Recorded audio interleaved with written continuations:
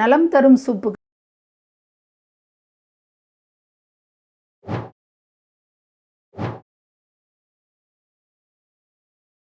நேயர்களே, அந்த நலம் தரும் சூப்புக்கு தேவையான பொருட்கள்: கேரட் 100 கிராம், தக்காளி 100 கிராம், ஒரு பெரிய வெங்காயம், பட்டர், ஒரு சின்ன லெமன், ஒரு பிரிஞ்சி இலை, மிளகுத்தூள், சூப்புக்கு தேவையான உப்பு, அவ்வளோதான்.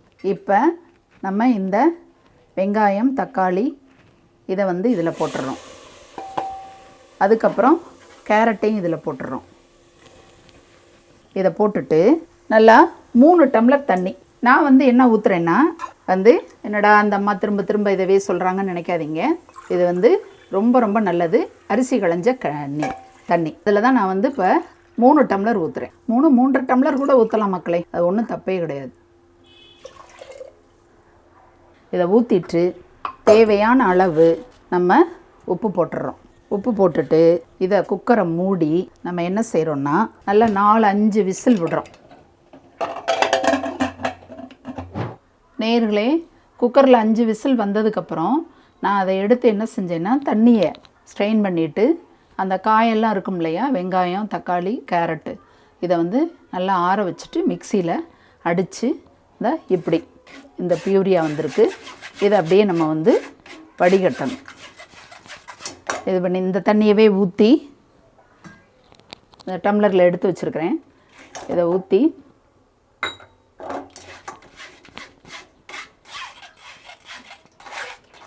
இதை அப்படியே வடிகட்டிடுங்க.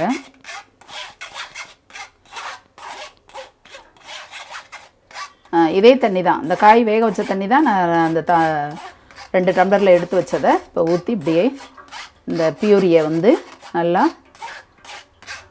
மேஷ் பண்ணி அதை எல்லாத்தையும் ஜூஸ் எல்லாம் இறக்கிடணும். அந்த வேஸ்ட்டு, கடைசியாக இருக்கிற வேஸ்ட்டு இதில் தங்கிடுச்சு. நல்லா இதில் இருக்கிற எல்லா ஜூஸும் கீழே இறங்கிருச்சு. இப்போ இதை எப்படி சூப்பை நம்ம தாளித்து குடிக்கணும் அப்படிங்கிறத நம்ம பார்ப்போம். மக்களே, இப்போ நான் தனியாக வேறொரு பேன் நான் அடுப்பில் வைக்கிறேன். அடுப்பில் வச்சுட்டு பட்டர் போடுறேன். இந்த சூப்புக்கு தகுந்த பட்டரை நம்ம போட்டுக்கிடுவோம். இந்த பேனில் பட்டர் போட்டிருக்கேன் மக்களே. எங்கள் 2 பேரும் நாங்கள் கொஞ்சம் ஏஜ்டு பீப்புளுங்கிறதுனால கொஞ்சமாக தான் போட்டிருக்கிறேன்.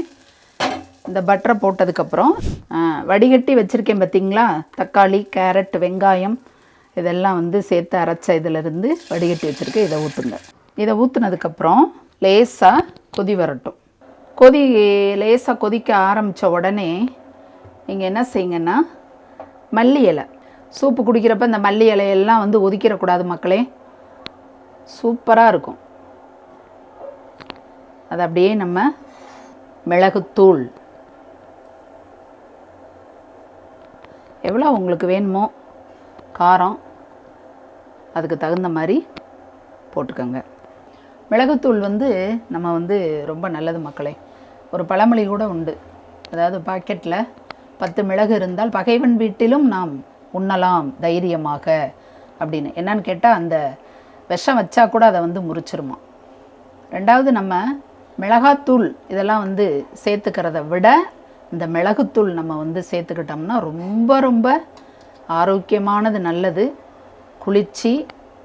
அதனால் இந்த மிளகுத்தூளை போட்டு ஒரு கலக்கிக்கங்க. கடைசியாக இந்த பாருங்கள், ஒரே ஒரு ஸ்பூன் லெமன் ஜூஸ் இதை மட்டும் ஊற்றிட்டு உடனே நீங்கள் அடுப்பை ஆஃப் பண்ணிடணும் மக்களே. லெமன் ஜூஸ் ஊற்றுனதுக்கப்புறம் அடுப்பை எரியக்கூடாது. இப்போ நீங்கள் என்ன செய்யணுன்னா நல்லா கலக்கி விட்டுட்டு கப்பில் ஊற்றி வீட்டில் உள்ளவங்களுக்கு நீங்கள் கொடுத்தீங்கன்னா ஆரோக்கியமான நலம் தரும் சூப்பை குடிச்சிட்டு அவங்க கண்டிப்பாக உங்களை பாராட்டாமல் இருக்கவே மாட்டாங்க.